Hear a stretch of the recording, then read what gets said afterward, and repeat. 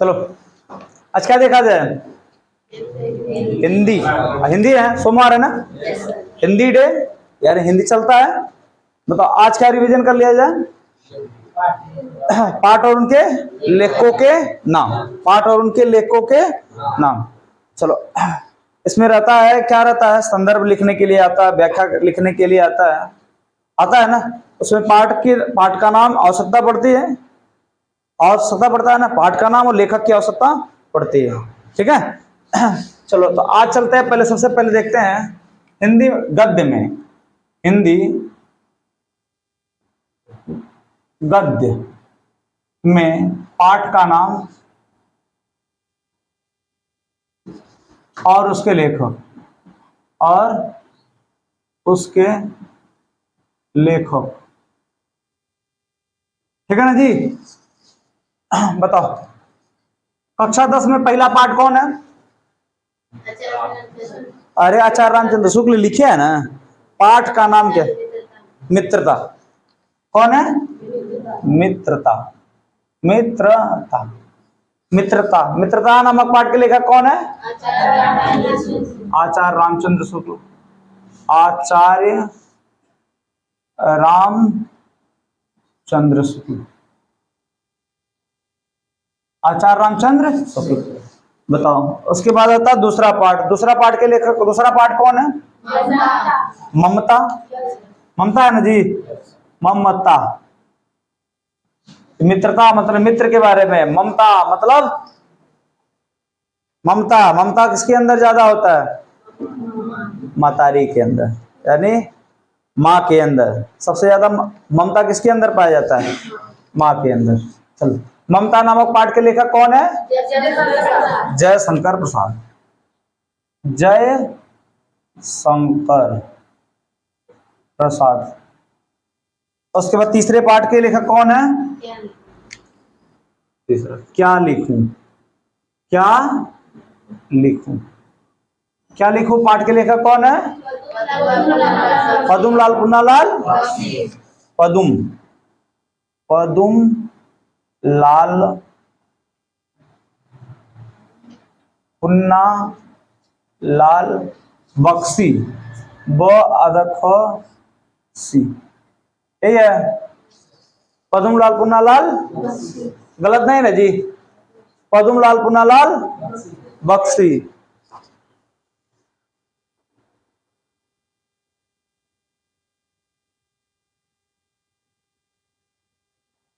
अगला वाला चलो सही है, वेरी गुड। चौथा, चौथे पाठ का नाम कौन है? भारतीय संस्कृत। Very good. भारतीय संस्कृति। भारतीय संस्कृत। भारतीय संस्कृत नामक पाठ के लेखक कौन है? डॉक्टर राजेंद्र प्रसाद। डॉक्टर राजेंद्र प्रसाद। चलो अगला कौन है? पांचवें पाठ के, पांचवा पाठ बताओ। ईर्ष्या तो न गई, ईर्ष्या है, ईर्ष्या,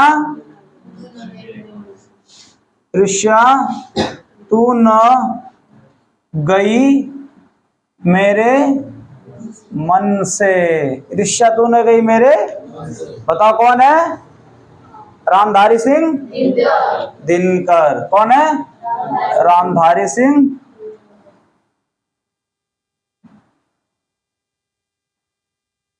रामधारी सिंह दिनकर जी।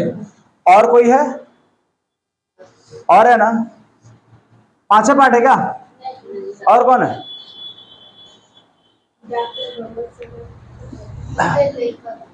लेखक का नाम नहीं, पाठ का नाम बताएं। अजंता। तुम लोगों को याद नहीं है? सबका सब बताया हुआ है यार, है? चुल्लू भर पानी में डूब मरना चाहिए तुम लोग को। दे दे कहीं पानी चुल्लू भर, नाक रगड़ के मर जाओ उसमें। याद कराया चीज नहीं तुम लोग याद है? बताओ अजंता नामक पाठ के लेखक कौन है? डॉक्टर भगवत शरण उपाध्याय। डॉक्टर भगवत शरण उपाध्याय।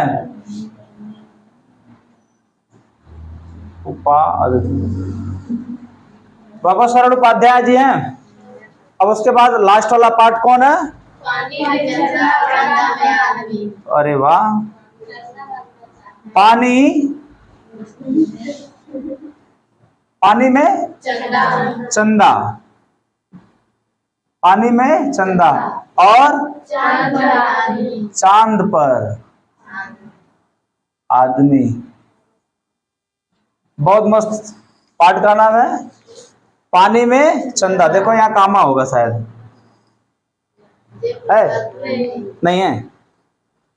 पानी में चंदा और चांद पर आदमी। बताओ किसका है? जयप्रकाश भारती जी का। किसका है? जयप्रकाश, जय प्रकाश भारती जी का। किसका है? जयप्रकाश भारती जी का, जयप्रकाश भारती जी का। चलो एक बार पुनः देख लो। हिंदी गद्य में कितने टोटल हैं आपके? 7 हैं। कितने हैं? 7। कितने पाठ हैं? 7 हैं। 7 को याद करना सबसे आसान है। क्या है? आसान है। यहाँ अक्सर देखो, चाहे मित्रता से, चाहे ममता से, चाहे भारतीय संस्कृत से, चाहे ईर्ष्या तू न गई मेरे मन से, इन सब पाठों से पूछता है। पहले देखो मित्रता। मित्रता का मतलब आपकी मित्रता के बारे में बताया गया है। मित्र कैसा होना चाहिए, इस पाठ को खूब विधिवत पढ़ना, पता चल जाएगा मित्रता कैसा होना चाहिए। मित्र कैसे होने चाहिए? चापलूस मित्र होने चाहिए, खर्चीले मित्र होने चाहिए, कि साथ देने वाले मित्र होने चाहिए। ठीक है। ममता, तो इससे मित्रता से आप क्या तैयार कर सकते हैं? आचार्य रामचंद्र शुक्ल जी। उसके बाद ममता। ममता नामक पाठ के लेखक कौन है? जयशंकर। ममता किसके अंदर ज्यादा ममता होती है? माँ के पास। यानी महिलाओं के पास ज्यादा क्या होता है? ममता होता है। लेकिन एक चीज के लिए लेकर नहीं होता है, पैसा के लिए लेकर नहीं होता है ना? लेकिन और सब चीज के लिए क्या रहता है? रहता है। महिलाएं क्या रहती हैं? पैसा चुरा चुरा के रखती हैं। रखती है कि नहीं? रखती है ना? देखते हो नहीं जी? अच्छा बताओ, बच्चों को, लड़कों को अगर पैसा लेना है तो सबसे पहले क्या करते हैं? किसके साथ में रोना पड़ता है? मम्मी के पास। माँ के सामने तो लो रोक देगा ना, तुरंत पैसा मिल जाएगा धड़ाक दे। लड़की लोग रोई है तब वो बेलना पाई है। आइए, किसकी लाडली होती है सब? पापा की। तभी कहते हैं पापा की परी, कहते हैं ना। ये सब क्या होते हैं? इन सबको कौन मानता है? लड़कियों को सबसे ज्यादा कौन मानता है? पिता मानता है। अब बच्चों को कौन मानता है? लड़कों को कौन मानता है सबसे ज्यादा? माँ मानती है। अभी माँ के सामने कोई दिक्कत होता है, रो दो, थोड़ा सा आराम से पैसा मिल जाता है कि नहीं? अब बताओ, जिसके पास पैसा नहीं रहेगा बेचारी, वो देगी कहाँ से देगी? 2-4 बिलना दे देगी। मान लो हम लोग के समय में क्या पैसा मांगते थे, नहीं पैसा रहता था मम्मी पास, क्या देती थी? डंडा। नहीं डंडा पर बिलाना, लड़ू ले पिलाना डंडा, है कि नहीं? उसके बाद क्या लिखूं? क्या लिखूं? पाठ के लेखक कौन है? पद्मलाल पुन्नालाल बख्शी। बख्शी है, पद्मलाल पुन्नालाल बख्शी। अब उसके बाद भारतीय संस्कृत। भारतीय संस्कृत नामक पाठ के लेखक कौन है? डॉक्टर राजेंद्र प्रसाद। डॉक्टर राजेंद्र प्रसाद के बारे में देखो, भारत के क्या रहे हैं? प्रथम 2 बार राष्ट्रपति रहे हैं। भारत के प्रथम 2 बार राष्ट्रपति रहे हैं। इनको अजात शत्रु कहा जाता है। बिहार का क्या कहा जाता है? अजात शत्रु कहा जाता है। क्यों कहा जाता है? क्योंकि इनका कोई दुश्मन नहीं था। उसके बाद ईर्ष्या तू न गई मेरे मन से। ईर्ष्या तू न गई मेरे मन से किसका है? रामधारी सिंह दिनकर जी का। अब देखो, ईर्ष्या का मतलब क्या होता है? क्रोध, गुस्सा, जलन जिसको कहते हैं। अक्सर किसमें होता है ये? महिलाओं में, लड़कियों में। महिलाओं में सबसे ज्यादा होता है ईर्ष्या। अब किसी की तारीफ, हल्का सा तारीफ कर दो ना तो गुस्सिया जाएगी, आराम से गुस्सा के बतिया नहीं करेगी। लेकिन पुरुष को कोई फर्क नहीं पड़ता है। या तो एक चीज और होता है, लड़कों में भी होता है। अभी उसका फ्रेंड कोई नौकरी पा जाए और वो नौकरी ना पा जाए, क्या है? ईर्ष्या। ईर्ष्या हो जाएगी उससे। इसी के बारे में रामधारी सिंह दिनकर जी ने कहा है कि ईर्ष्या तू न गई मेरे मन से। ईर्ष्या के बारे में, क्रोध के बारे में इन्होंने बताया कि अगर इस इंसान पर, जिस इंसान ने इस पर विजय प्राप्त कर लिया, वो सबसे जिंदगी का सबसे क्या है? सुखी इंसान हो जाएगा। ठीक है। तो ईर्ष्या तू न गई मेरे मन से किसका है? रामधारी सिंह दिनकर। अजंता, अजंता नामक पाठ के लिखा कौन है? भगवत शरण उपाध्याय। पानी में चंदा और चांद पर आदमी किसका है? डॉक्टर जयप्रकाश भारती जी। जयप्रकाश भारती जी। डॉक्टर राजेंद्र प्रसाद से आता है ना, और एक वो है, क्या नाम है, डॉक्टर धर्मवीर भारती। जयप्रकाश भारती जी, ठीक है। अब चलते हैं, प्रत्येक लेखकों के बारे में जान लें, उनका जन्म, मृत्यु, स्थान क्या है, इनके बारे में चलते हैं। चलो आगे देख लो बाबू। वो कहे थे ना कि इसको आचार्य रामचंद्र शुक्ल का, इनका जन्म जान लेते हैं। बता दिया है ना सबको? बताया ना जन्म? बताओ, आचार्य रामचंद्र शुक्ल का जन्म कब हुआ था? कब? 4 अक्टूबर 1884। 4 अक्टूबर 1884। अच्छा, जन्म स्थान क्या था? देखो, आगोना गांव था। कौन सा गांव था? आगोना। गांव का नाम क्या था? आगोना। आगोना, जैसा हम लोगों का गांव क्या है, मान लो किसी का राउतडांडी है, किसी का बसियाखोर है, किसी का सईदाबाद है, किसी का डोडो है, इस तरह से खजनी क्षेत्र में है ना, कुड़िया है, ऐरौली है, कोई कोल है, बिहारी है, इस तरह से गांव होता है। उसी तरह इनका भी गांव का नाम था आगोना। आगोना नामक गांव था। जिला कौन था? बस्ती। बस्ती, आगोना गांव था, बस्ती जिला के ये रहने वाले थे। बस्ती कहाँ पड़ता है? जस्ट यूपी में। कहाँ पड़ता है? यूपी में। यूपी में पड़ता है। पहले देखो, ये संत कबीर नगर नहीं था, गोरखपुर और क्या नाम था? बस्ती था। अब वहां से जब सुश्री मायावती जी मुख्यमंत्री रहे सन 2000 में, इसका क्या कर दिया गया? संत कबीर नगर को बनाया गया। संत कबीर नगर एक जिला बनाया गया था, बस्ती को काट करके।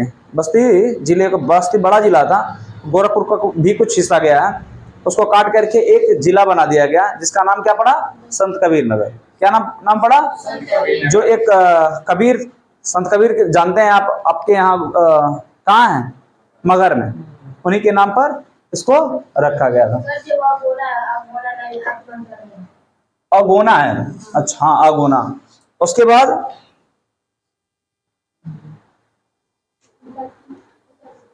पिता का नाम क्या था इनके? पिता का नाम चंद्रबली शुक्ल। क्या था? चंद्रबली। बलि की बलि, बलि है, चंद्रबली शुक्ल थे। इनके पिता का नाम क्या था? चंद्रबली शुक्ल। अरे यार, चंद्रबली शुक्ल। किसके पिता का नाम? आचार्य रामचंद्र शुक्ल के पिता का नाम क्या था? चंद्रबली शुक्ल। और एक चीज और थे, ये किस युग के प्रवर्तक थे? शुक्ल युग के प्रवर्तक थे। अगर पूछ लिया जाएगा ये किस युग के प्रवर्तक थे? शुक्ल। इन्हीं के नाम पर पड़ा है, जो शुक्ल युग पड़ा है ना, इन्हीं के नाम पर पड़ा है। शुक्ल युग के प्रवर्तक थे, शुक्ल युग के प्रवर्तक। शुक्ल युग के प्रवर्तक कौन है? आचार्य रामचंद्र शुक्ल जी। आचार्य रामचंद्र शुक्ल जी। आचार्य रामचंद्र शुक्ल जी किस युग के प्रवर्तक हैं? इन्हीं के नाम पर पड़ा था। क्या पड़ा था?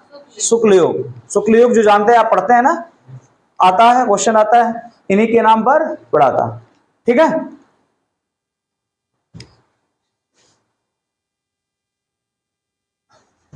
अब अगला है मृत्यु। मृत्यु कब हुआ था? 2 फरवरी 1941। 2 फरवरी 1941 को क्या कर गए ये? हम लोगों, मतलब इस पृथ्वी को अलविदा कर देंगे। 2 फरवरी 1941 को। ट्रेनिंग का एक बार पुनः देख लेते हैं। आचार्य रामचंद्र शुक्ल का किस पाठ के लेखक हैं? मित्रता नामक पाठ के लेखक हैं। और उसके बाद जन्म इनका कब हुआ? 4 अक्टूबर 1884। कांग्रेस के 1 साल पूर्व, उसकी स्थापना के 1 साल पूर्व। स्थान अगोना गांव है, जिला कौन है? बस्ती। किस राज्य में पड़ता है? उत्तर प्रदेश में। उसके बाद इनके पिता का नाम क्या है? चंद्रबली शुक्ल। अब ये क्या थे? ये भी बता दिए थे। क्या थे इनके पिताजी? क्या थे इनके पिताजी? अरे अरे कानूनगो थे यार, ये ऐसे याद करोगे तुम लोग? किस युग के प्रवर्तक थे? शुक्ल युग के प्रवर्तक थे। और इनकी मृत्यु कब हुई थी? 2 फरवरी 1941। अब इनकी रचनाओं के बारे में देख लें। इनकी रचना के बारे में देख लेते हैं। अब देख लेते हैं इनकी रचना। रचनाएं इन्होंने कौन कौन सा लिखा है? रचनाएं में जैसा कृति कहता नहीं है, रचनाएं नहीं कहता, इसमें सब कुछ आ जाएगा। क्या आ जाएगा? सब कुछ आ जाएगा। कौन हिला रहा है भाई? बताओ, रचनाओं में इन्होंने कौन कौन से रचना लिखा था? विचार भी थी, विचार विधि, विधि, विचार विधि है, विचार विधि, चिंतामणि भाग 1 भाग 2।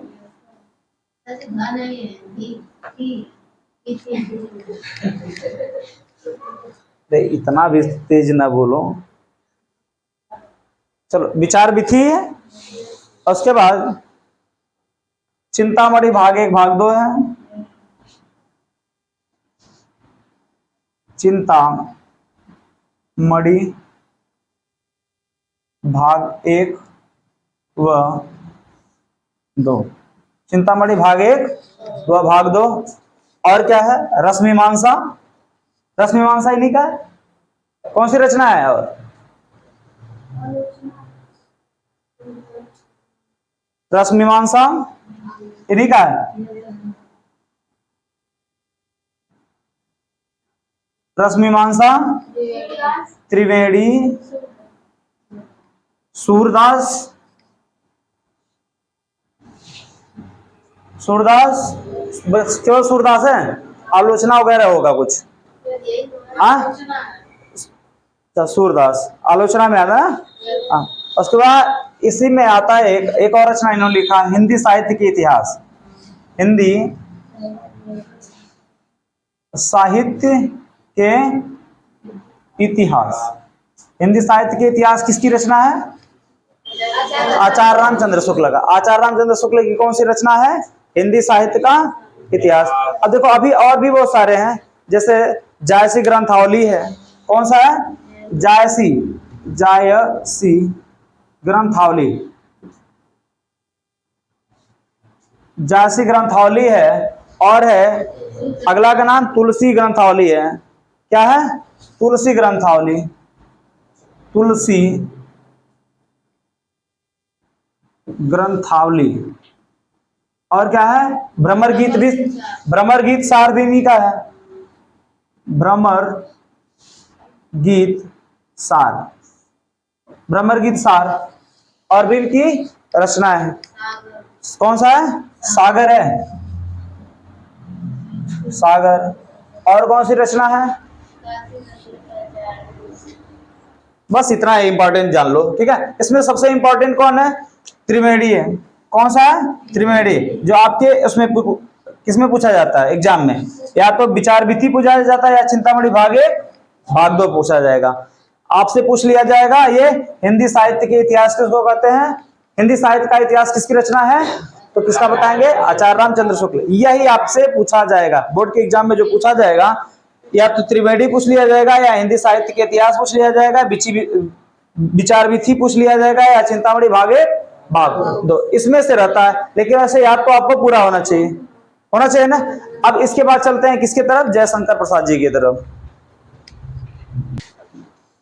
अगला कौन है? ममता। जयशंकर प्रसाद, ममता ना,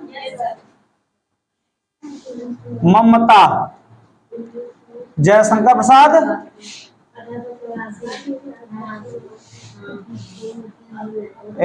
ज्यादा बोल रहे तू लोग। जन्म स्थान काशी में।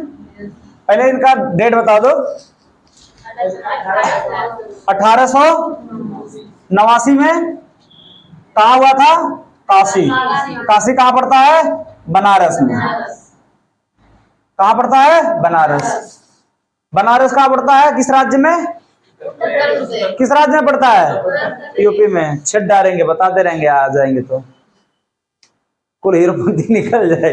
अब यूपी भाई, सही सूझ जानते हैं ना कैसे मारते हैं,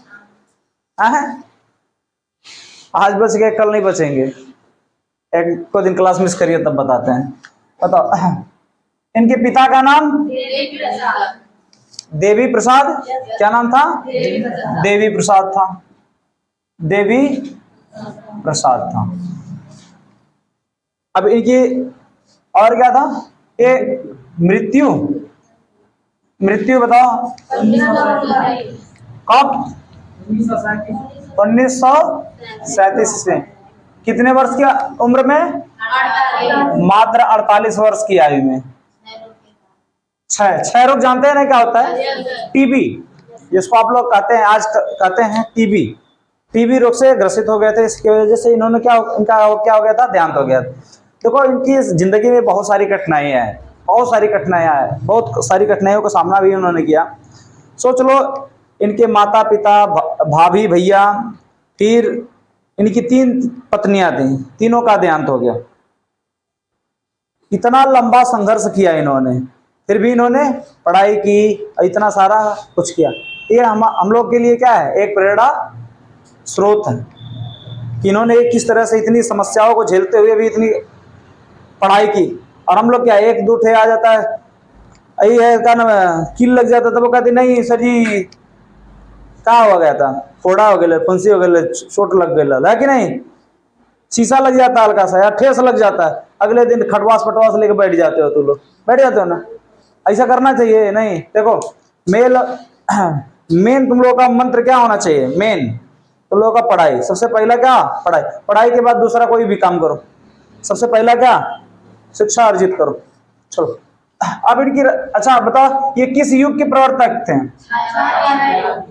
युग प्रवर्तक, किस युग के थे, छायावादी युग के प्रवर्तक थे, छायावादी युग के प्रवर्तक थे। छायावादी युग के प्रवर्तक किसको माना जाता है, जयशंकर प्रसाद जी को। अब इनकी रचनाएं बहुत सारी इनकी हैं, बहुत सारी इनकी रचनाएं हैं जो मशहूर हैं, जैसे कामायनी, कामायनी बहुत प्रसिद्ध है। कामायनी लगभग कई बार पूछा हुआ। कामायनी है, आंसू है, लहर है, झरना है, और कौन है, चित्रधारा। ये बहुत इंपॉर्टेंट नहीं है, चित्रधारा, और बताओ, तितली है, वेरी गुड, तितली, कंकाल है, हाँ, इरावती। देखो इरावती जो है अपूर्ण है, ये पूरा नहीं कर पाए थे, उसी के पहले इनका क्या हो गया था, देहांत हो गया था। इरावती, उसके बाद क्या है, और नहीं है, बस इतनी रचना है। इंद्रजाल है, वेरी गुड, इंद्रजाल है। हाँ, प्रतिध्वनि है, प्रतिध्वनि कौन है, प्रतिध्वनि। और कौन सी रचना है इनकी, और बताओ कौन सी रचना है, आंधी, बिल्कुल, वेरी गुड, आंधी भी इनकी रचना है, आंधी भी इन्हीं की रचना है। ये सब क्या है, इनकी रचनाएं हैं।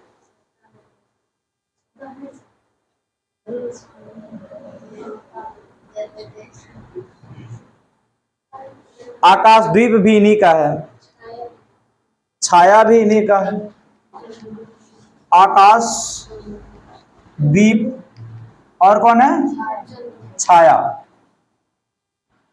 इन्हीं का। देखो इसमें अगर आपसे एग्जाम में पूछेगा तो क्या पूछेगा, सबसे पहली प्राथमिकता इस पे कामायनी, सबसे इंपॉर्टेंट, मेन इंपॉर्टेंट कौन है, कामायनी।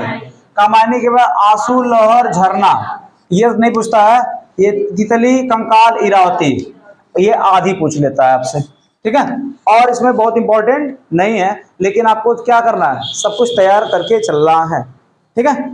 अभी आपको सब कुछ तैयार करके चलना है, क्योंकि आपका सिलेबस क्या है, बधा हुआ है कि इतने में से ही आएगा, इतना ही तैयार करना है। जैसे आप आगे चले जाओगे, तैयारी वगैरह जब करोगे, किसी चीज की तैयारी करो, मान लो इसमें से बहुत सारे बच्चे हैं जो क्या करेंगे, पुलिस की तैयारी करेंगे, बहुत सारे ऐसे बच्चे जो दरोगा की तैयारी करेंगे, और जो बटुली हैं ये सब किसकी तैयारी करेंगी, टीचर बनेंगी, या तो क्या करेंगे, ग्रुप डी में जाएंगी, या तो क्या बनाएंगी, बेलना चलाएंगी, जी चलाएगी बेलना, पढ़ाई करे, बटुली नहीं है, पतरकी है, दोपहर की, पतरकी नहीं है, पतरकी तो दोपहर की है। हाँ, आपको जो बटुला में बच्चे हैं वो क्या करेंगे, उसको भैंस रख लेंगे, जी भैंस चराएंगे। चलो देखो, अरे देखो पढ़ाई अगर ठीक ठाक है, पढ़ाई अगर बढ़िया से करोगे, क्या छोटे इंसान नहीं कुछ करते हैं, देखो इतनी बड़ी हैं, क्या नाम, देखो उनका नाम नहीं याद आ रहा है, IAS है। अभी इस बार देखो विकलांग है, तिवारी त्रिपाठी करके कोई थे, विकलांग है, चल नहीं सकते, लेकिन क्या होता, बस केवल क्या हाथ पैर रहे ना रहे इससे मतलब नहीं है, सोच आपकी मजबूत होनी चाहिए, हौसला आपका क्या होना, अच्छा होना चाहिए, हौसला रहे तो हर मंजिल को आप पा सकते हो। हौसला ही नहीं है, शरीर लेकर अगर इष्ट पुष्ट तंदुरुस्त मोट झोट है कि नहीं, जब शरीर क्या ना, माइंड से अपाहिज रहेंगे, माइंड से अपाहिज नहीं होना है, माइंड से क्या होना है, इष्ट पुष्ट तंदुरुस्त। आइंस्टीन का नाम सुना है ना, आइंस्टीन एक वैज्ञानिक था, उसका मुंह टापड़ था ना, लेकिन क्या था, आइंस्टीन को आज भी लोग जानते हैं, मानते हैं, पूछते हैं, नहीं जानते हैं, पूरा विश्व में नाम करके गए हैं विज्ञान के क्षेत्र में, नहीं गए हैं। उनका सिर्फ क्या काम करता था, सिर्फ ये मुख वाला, लेकिन वो भी का था, हल्का था, अपाहिज था, शरीर से तो बेचारे गड़बड़े थे, यहाँ से भी गड़बड़ थे, लेकिन बोलने की वजह से इनके पास क्या था, ये था। आज जिसके पास ये है उसके पास सब कुछ है, ठीक है। इसलिए अच्छे से पढ़ाई करो, ये सब चीज तुम लोगों का हुआ होना चाहिए। पढ़ा दिए थे कि नहीं पढ़ा दिए थे, सब बता दिए थे ना, फिर भी नहीं याद है, फिर भी नहीं याद है, सब तैयार रखो, तैयार रखोगे आगे आने वाले वक्त में ये सब काम देगा। ये SI जब बनोगे, दरोगा रोगा बनोगे ना, ये सब रहेगा, पक्का रहेगा। वहां से बहुत ज्यादा नहीं रहता है, दरोगा में बहुत बड़ा क्वेश्चन नहीं रहता, यहीं से देता है, कक्षा 10 तक 11 तक 12 तक पढ़ लो बढ़िया से, देखो यही सारा क्वेश्चन फंस जाएगा, नहीं तो फिर बाद में आना, फिर कोचिंग में पढ़ाएंगे, यही पढ़ाएंगे, ये सब चित्र लिखवाएंगे, फिर कहोगे अरे सर ये तो 9 में पढ़े थे, 10 में पढ़े थे, 11 में पढ़े थे, 12 में पढ़े थे, ठीक है। हमारा का जाएगा, कुछ जाएगा किसका, नुकसान किसका है, आपका। इसलिए अच्छे से पढ़ाई करो, ये सब क्या रखो, तैयार रखो, ठीक है। ठीक, मिलते हैं नेक्स्ट, धन्यवाद, थैंक यू।